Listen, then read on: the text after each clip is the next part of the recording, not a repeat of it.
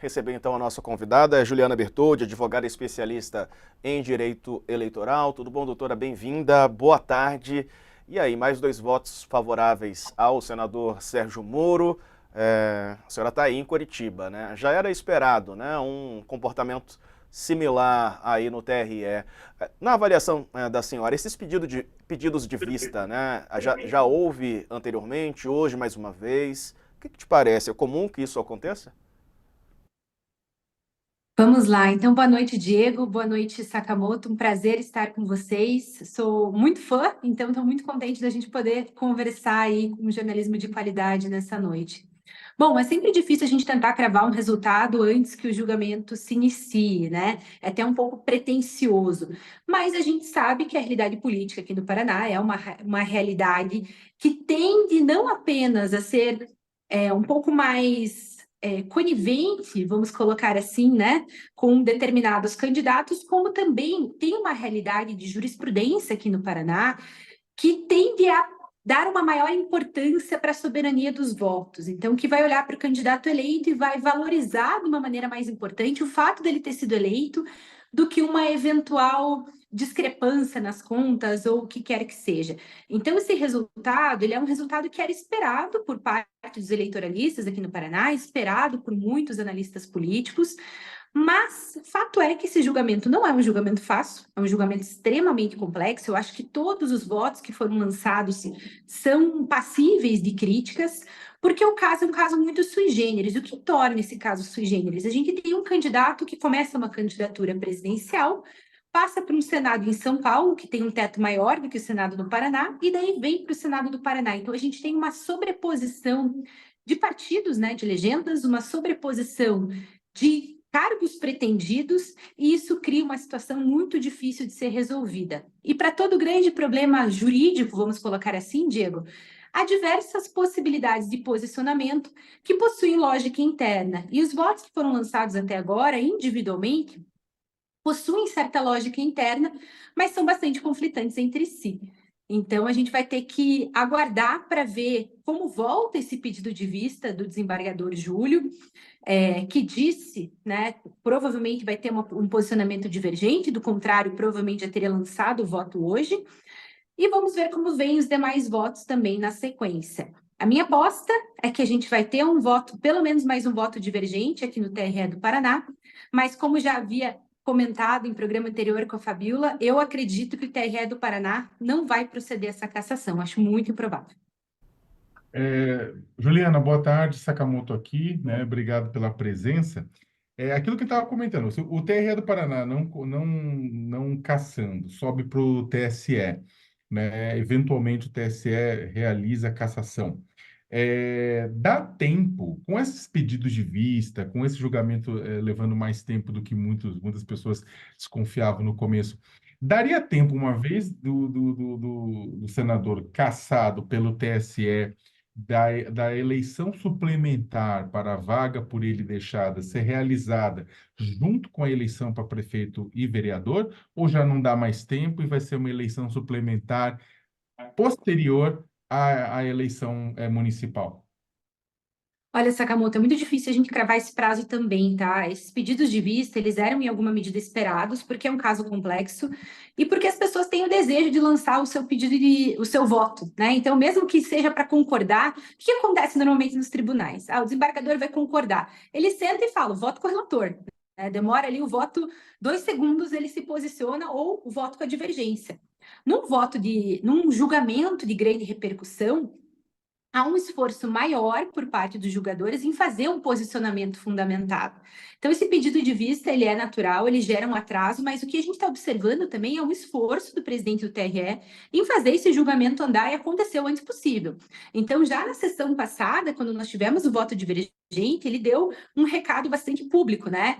Olha, quem tinha alguma dúvida agora sanou, a gente já tem um voto do relator, a gente já tem um voto divergente, em bom português, escolham o seu time, votem com o voto pronto, com a lição de casa feita, para a gente conseguir encerrar esse julgamento na segunda-feira. Não foi o que aconteceu, ele novamente, de forma bastante incisiva, afirma, esse julgamento precisa terminar amanhã, terça-feira, votem com seus votos e seus posicionamentos prontos, para a gente conseguir encerrar esse julgamento. Mas fato é que, além do recurso que a gente pode fazer para o TSE, existe uma série de outras medidas que podem ser adotadas caso haja o intuito de arrastar esse julgamento, vamos colocar assim, né?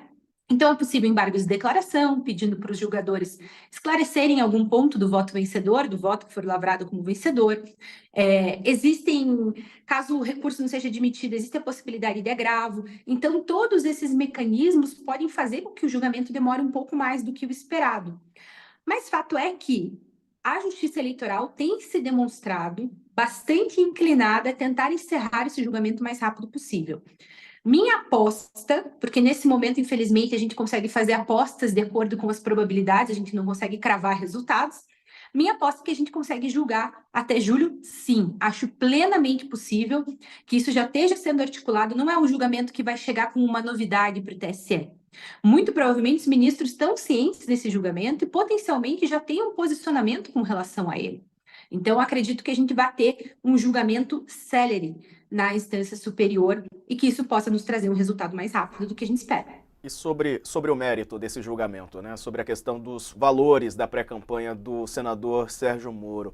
Existem várias versões, né? Há quem diga que não existe exatamente uma régua e há quem diga que sim, o senador se beneficiou da campanha que foi feita primeiro no Podemos, a pré-campanha, né, no Podemos, depois no União Brasil, que seria para presidente, depois virou uma campanha para o Senado. Exatamente esse downgrade ou esse rebaixamento, vamos colocar assim, de candidatura, não é um problema. O problema é o uso exagerado de uma verba que não deixa os candidatos em mesmo patamar, em patamar de igualdade, né? Vamos lá, Diego. Aqui eu tenho o meu posicionamento técnico como eleitoralista e o meu posicionamento crítico como professora de direito eleitoral. E eu vou tentar separar os dois aqui e fazer os dois da melhor forma possível. Meu posicionamento técnico: a gente não tem uma legislação e a gente não tem uma jurisprudência clara com relação a quais são as regras do jogo para a pré-campanha. E isso é um problema, porque daí eu te pergunto, quando começa a pré-campanha? Começa em janeiro? Começa em março? Começa em abril? Para a gente começar a discutir esses cálculos do que seria um gasto de pré-campanha. Segunda questão, alguns gastos que me parecem problemáticos do ponto de vista moral, talvez, ou problemáticos, questionáveis do ponto de vista enquanto cidadã, como os gastos com advogado, como os gastos com segurança, que são dinheiro público e são vultuosos. Do ponto de vista técnico, quando você olha para a campanha, né, na campanha eleitoral, os gastos com advogado não contam para o teto de gastos. Faria sentido a gente fazer com que eles contem na pré-campanha? Então, existem questões que a gente pode questionar do ponto de vista moral, do ponto de vista ético, do ponto de vista político, mas que do ponto de vista técnico, me parecem que já estão num espaço em que não há muito que ser discutido, a não ser que a gente mude a legislação. Então, esse vácuo legislativo, essa ausência de uma régua, como você muito bem colocou, Diego, ela gera uma série de dúvidas, né? Então, há julgados que falam em 10% do valor do teto da campanha, há julgados que falam em 30%.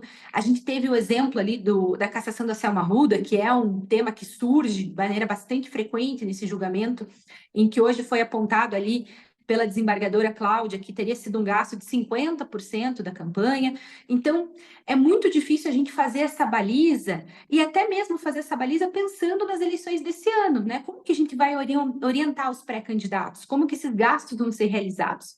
E esse cálculo em porcentagem, a gente poderia dizer, bom, então que se faça uma lei, né? Que seja 15%, que seja 10%. Mas a gente tem candidatos à vereança, por exemplo, no interior do Paraná, que o limite de gastos é R$46 mil para a campanha. Como é que a gente vai limitar a pré-campanha a R$4.600? Se essa pré-campanha for definida, por exemplo, que começa em fevereiro, né? O que a gente consegue fazer com R$4.600 numa pré-campanha? Então, é uma série de dificuldades em virtude do tamanho do nosso país, da diferença que a gente tem entre as campanhas e do fato da gente ter uma ausência legislativa. Então, de fato, do ponto de vista técnico, esse é um abacaxi muito grande para ser descascado, de uma complexidade altíssima. Agora eu vou falar como cidadã.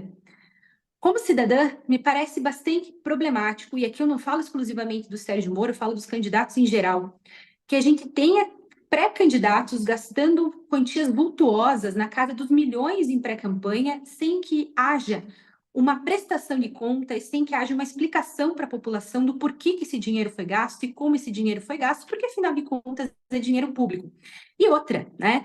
Que candidato emergente, vamos colocar assim, se eu quisesse sair senadora aqui no Paraná, qual seria a minha chance numa pré-campanha em que meu adversário está livre para gastar centenas de milhares ou milhões de reais em uma pré-campanha? Então, isso gera uma distorção democrática. E aqui, separando a Juliana eleitoralista e já entrando aqui para o espaço da crítica como cidadã, essa ausência de regulação, ela gera distorções.